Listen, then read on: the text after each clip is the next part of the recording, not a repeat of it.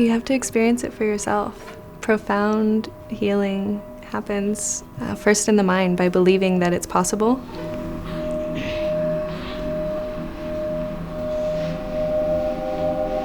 Your thoughts are the most important first step to your healing journey. The thoughts that you think will manifest your reality and manifest sickness in the body, and can also manifest healing. Right hand to your heart and your left hand to your womb space.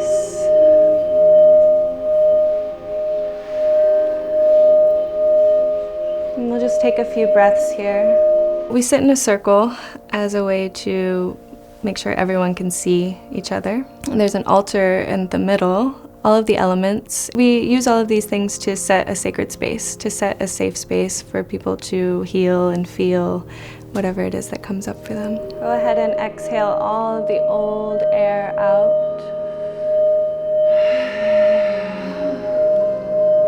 And together we'll breathe in deeply through the nose. Sigh it out.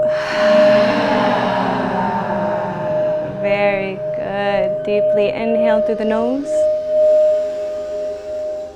And sigh it out. My name is Lenee Love, and I am a photographer and a healer, and I blend the two worlds together to create an incredible self-love experience. Next, we are going into a self-love empowering ceremony. We're going to be eye gazing with our sisters as well as with ourselves in the mirror. Our eyes is a window to our soul. It allows us to gauge whether what we're seeing in front of us is safe or is it something to be feared. It's a really powerful practice. Eye gazing with another person helps you to see how beautiful and divine they are, and then to see yourself as a reflection of that. In order to get the most out of this practice, you will look into your partner or your mirror in the left eye. So point to your left eye.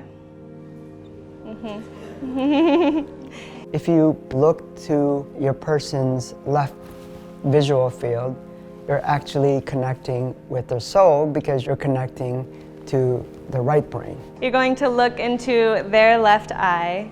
The left side of the body is the feminine side, the receiving side. So you're able to receive their gaze in a new way. You're basically tapping into that subconscious, that divinity, that soul energy of the person. And if you're looking in the mirror, you're looking in your own left eye. It's totally normal and natural to feel emotions or to feel the urge to laugh. Just be with all of it. And I encourage you to not speak during this practice. Do your best to just receive it.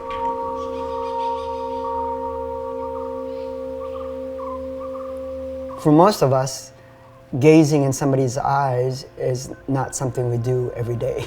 Oftentimes, it's actually discouraged because people will think you're crazy. So during eye gazing, oftentimes emotions do arise because it's not normal in our society to really see another person like that or to be seen. In the cities, when people are walking down, they often put their gaze down to the ground because if they start looking around and they can make connection with others, it exposes them. 5 minutes at a time, just really face to face, no words are exchanged, and to really be seen is a deeply healing process.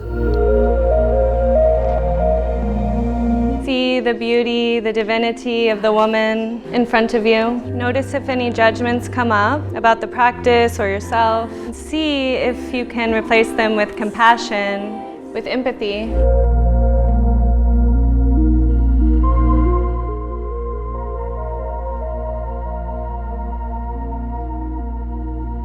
Society, parents, friends, expectations. When we're born into this earth, we love ourselves unconditionally, we have no judgments, and then other people's voices start to come in and tell us who we should be, and those are the layers that pile on, and people tend to forget of how powerful and incredible they really are. So I like to remind them of that, creating the space for that to happen. This is a good space for that to happen. Take a moment to acknowledge the woman in front of you. See in those eyes a life full of experiences.